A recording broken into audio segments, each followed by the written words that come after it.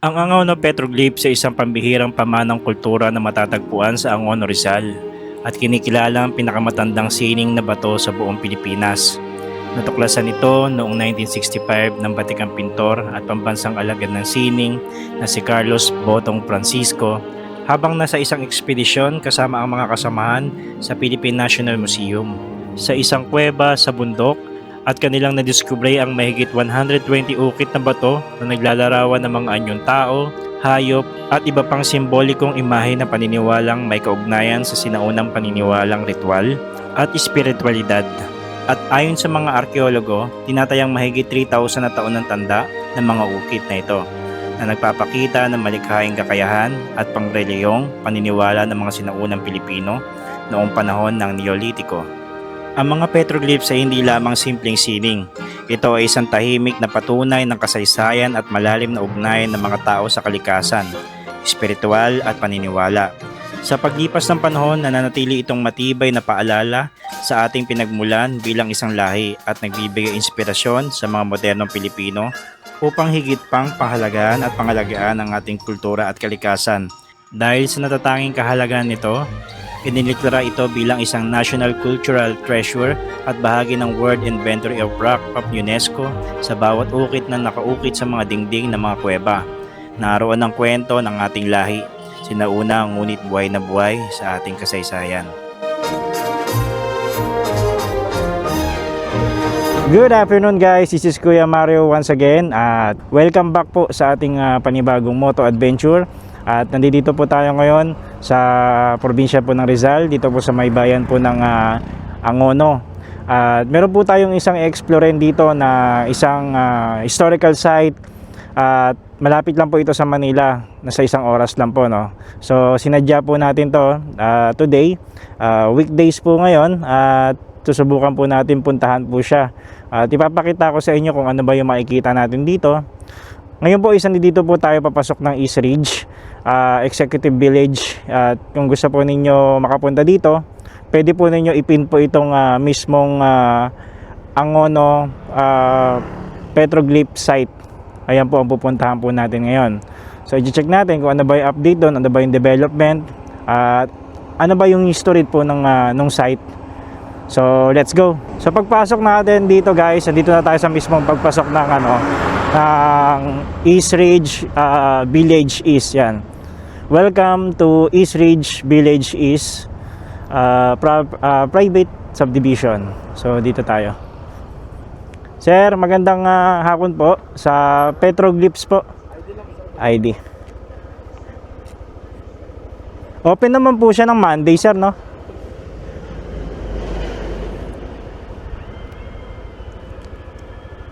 Ito na lang po siguro. Balikan na lang po, sir. Okay. Dito na rin po ako lalabas namin. Oops. Pababa pala to. Sir, yung nasa mapa, sir, accurate naman po yan, no? Sundan ko lang. Yan lang yung mga bandang baba. Pagbaba lang po. Okay. Salamat, sir. Salamat po. Bakan po kanan. So, guys, nakalagpas na tayo doon sa mismong mismong entrance. At napakaganda pala dito, no? Overlooking na doon sa bandang doon, mayroong kita na yung Laguna de Bay. Tapos dito sa may kaliwa, yan na makikita ninyo, parang ginigiba nila ngayon, parang gagawan siguro ng mga bahay dyan. Eto, pababa na to. Ang sabi dito ni Google, pagpasok doon is 2 minutes na lang, no? So maraming pine tree dito, kaliwat kanan yung pine tree. Oops, magpas tayo. So balik. Nakita ko yung may signage dito pala. Sa bandang kanan siya guys. Pag nagpunta kayo dito pala siya sa may bandang kanan. Pagbaba lang mismo nung entrance. Ito. Ang nakalagay dito is Angono Binangonan Petroglyphs. Straight ahead daw. So malawak yung bundok na siya pala. So puntahan muna natin. Napakalapit lang pala na ito. Wow. Ito na pala. I've tried over and over to be happy again, But I can't seem to get over thinking this will never end. Too many beautiful nights I spend my time. Para siyang tunnel. Ayun no. O tunnel talaga siya. Tunnel pala to no. Oops. May nakalagay dito ang Binangonan Petroglyphs site. Reminders vehicles, no entrance, no littering, don't harm animals, no picking of plants, no vandalism. So wala siyang entrance fee. Ma'am, saan pa pwede mag-park? Dito na lang. So dito tayo guys. Mag-park lang tayo. Okay guys, good afternoon. Nandito na tayo sa mismong Petroglyphs dito sa may Angono Rizal no. So dalawa pala nakakasakop dito guys. Isang yung Angono at yung Binangonan. Ito nakalagay dito, National Museum, Pambansang Museo, Angono Binangonan Petroglyphs. So dito yung parking area nila. Tapos si ate nandito. Ma'am, ano po yung yung kailangan? Valid ID lang po. Valid ID lang. So yung valid Doon na ID. lang po sir sa may registration sa building. Sa may loob? Okay. Dito hindi na? Hindi na. Okay. Sige. So guys, tawag dito. Bali, doon na pala tayo mismo mag-iiwan ng ID sa loob. So ito yung papasukin natin. Tunnel siya ma'am no? Tunnel. So ganyan yung itsura niya. So guys, ito papasok na tayo dito sa loob. At merong ilaw dito sa taas. Isang straight siya. Tapos may mga butas-butas. Ayan o. Medyo lang siya guys. Medyo creepy lang no. Kasi tayo lang mag-isa naglalakad dito ngayon. So ito yun. Nakikita natin sa loob. Hindi ko alam kung ilang metro tong haba nito. Pero may mga paniki pala. Mataas yung balahibo ko So tayo lang naglalakad dito. Pero may nakita ako doon naka-motor. So may dalawang motor na naka-park doon. So possible nandiyan din sila sa loob. So today is June 2. Monday ngayon. Open naman sila kahit Monday. So ito yung nilalakaran natin. Makikita nyo maninag nyo yung pinakadulo na yun. Medyo nakakatakot lang siya. Malaki siyang kuweba, parang ganun. Isang diretso lang. Pero okay naman, goods naman dito. As ito, may mga bundles yung gilid. Ito naman malaki na. Mas lumuwag siya dito. So, dito na tayo sa may paglabas ng yung malaking kuweba yan. Ayan yung pinakadulo. Ito na yung pinakadulo, dito na tayo.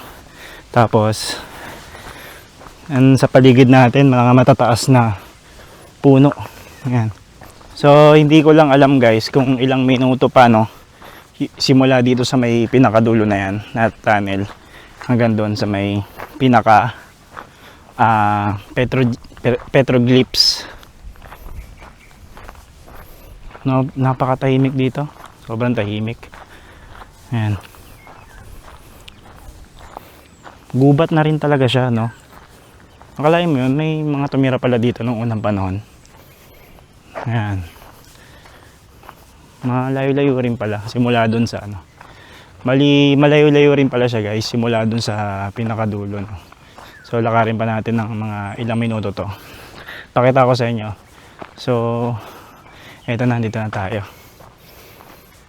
May nakikita ako dun na flag ng Pilipinas. So nakalagay dito, welcome. Ayan, medyo hiningal lang tayo kasi medyo malayo-layo pala yung lakad natin. Halos walang tao, tayo lang no, kasi weekdays ngayon. At hindi mainit, sakto lang yung panahon. Medyo malayo-layo rin pala. Parang may barangay din pala kayo makikita yun, pinakadulo. Dito sa gilid. Puro puro puno na. Ito may mga upuan din. Ang sabi dito sa karatula is National Museum, Angono Petroglyphs, Binangonan, Rizal. The Angono petroglyphs is considered a high significant cultural landmark because it is the oldest known work of art in the Philippines. So guys, ito pala yung pinaka-old na artwork dito sa Pilipinas, no? So talagang treasure siya. So diretso na tayo. Dito may mga tao na. Wow, andun pala sa taas. Andun pala sa taas yung ano, pag-akyat. Tayo sa ano, information. Sir, magandang hapon po. Apo. Meron na po na ID para po sa okay. Dito pala tayo magpapaano. ID. Pwede po, pumasok yan. Okay po. Thank you, sir. Salamat po. Wow. Yun. So guys, nandito tayo sa mismong parang artwork nila. Yan, no? Mismong i-details ng, ano, ng petroglyphs. Ayan. The Angono Binangonan petroglyphs na nakasulat dito.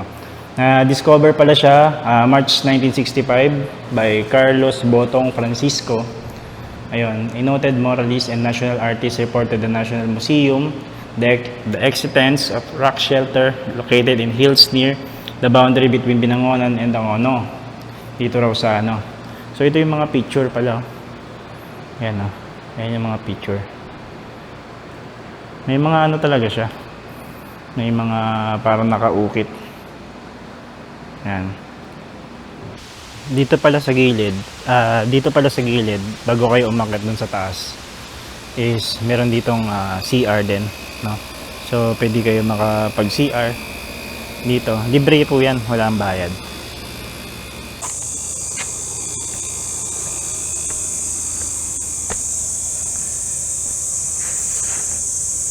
So dito na tayo guys, paakyat na tayo dito sa may petroglyphs.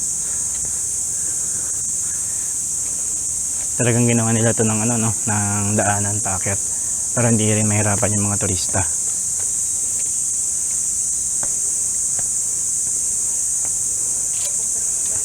So may nakalagay dito mga ukit na bato ang ano, Binangonan Rizal, Pambansang Museo. So ito, nakita tayo sa taas.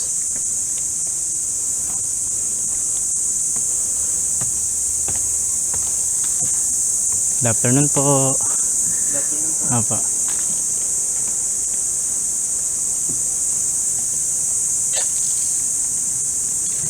So yan guys, makikita ninyo yung parang may mga sulat-sulat nga siya. Mga ukit. Yan o.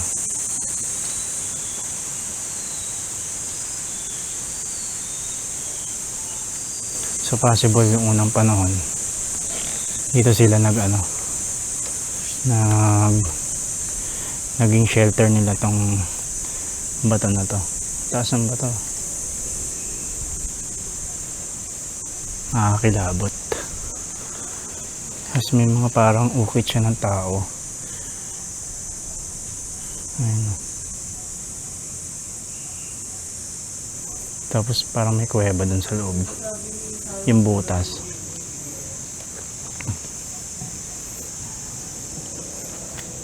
Marami pala. Oh. Hindi ko lang makuhanan ng mismong malapitan dahil medyo malayo tayo. Ito yung area natin. Layo tayo konti.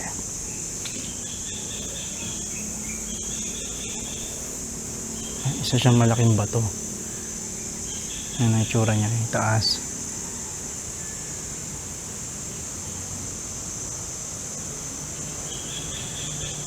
Dito may mga upuan na pwede kayong umihinto, standby. Tapos may hagdanan dun sa may dulo. Doon, sa dulo. Hindi ako gano'ng makapagsalita kasi yun nga, talagang bawal mag-vlog dito.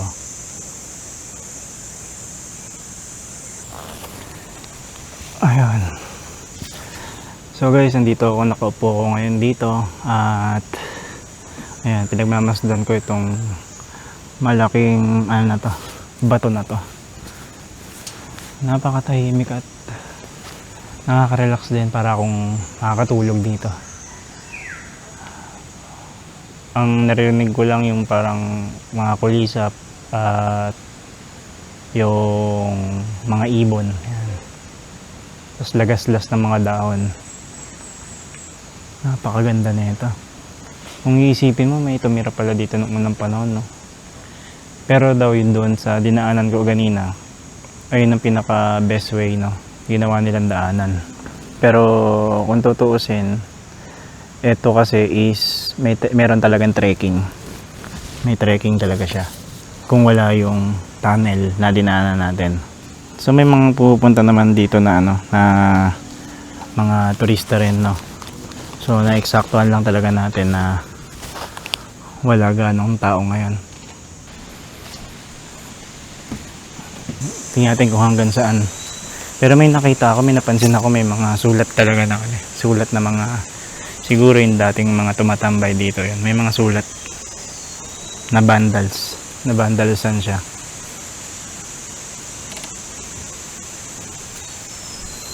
Sa camera, ewan ko kung kita ninyo, pero dito sa personal, kitang kita talaga yung mga ukit na parang yun, may mga tao.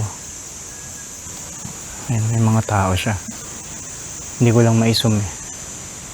Pero sa personal talaga makikita ninyo yung mga ukit na mga tao yan. Kasi iba-iba yung mga beliefs ng tao nung unang panahon. So sabi nila, may mga rituals daw kasi ito, ganyan. Silang ano, katulad na basa ko, pag nagkakasakit daw yung ano, yung baga parang pinapasa sa bato yung mga rituals, no. Kaya umukit sila ng mga tao. Hindi ko lang alam kung ano yun. Pero i-comment nyo na lang dyan sa video kung ano ba yung pinaka rituals na ginagawa ng unang panahon. Wala naman tayong personal knowledge talaga. Napakalaki na ito. Sa personal, napakalaki. Tapos yun talaga yung ano, kakaiba yung ano, yung bato sa ilalim. Ayun, may papasukan doon.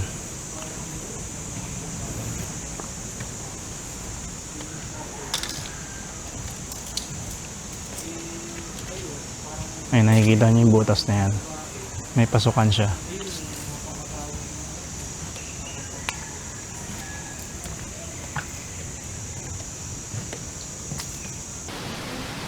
Sa baba na tayo. At medyo makulimlim na. Ayan. So yan guys, yan yung itsura dito sa may taas. At baba na tayo dahil hindi na maganda yung panahon ngayon. Baka maabutan tayo ng ulan dito sa taas, no? Ayan yung pinaka mismong itsura dito sa ibabaw. Bali dun sa kabila may daanan din. Tapos dito, kumbaga paikot lang siya, no? Ginawan lang talaga nila ng daanan. So baba na tayo. At maliwalas dito. Sobrang liwalas dito. Gusto ko yung vibes dito dahil para ka na sa ano, malayong lugar. Dahil puro puno na. At nakapaligid talaga sa atin yung matataas na punong kahoy. Ayan, no? Taas. So yan.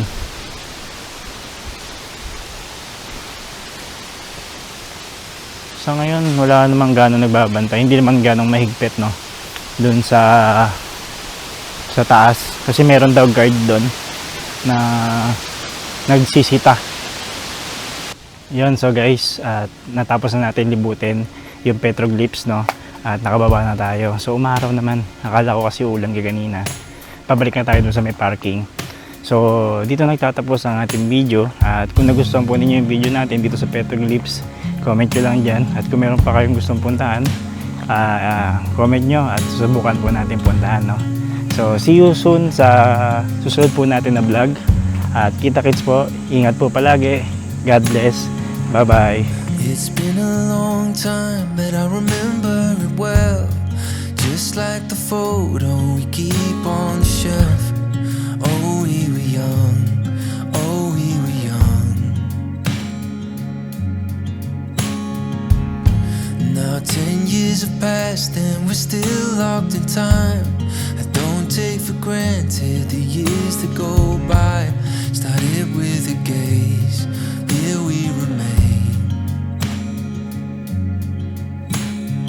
All of the moments collected in time, perfectly bound like your hand fits in mine. Lucky to find what we're both looking for in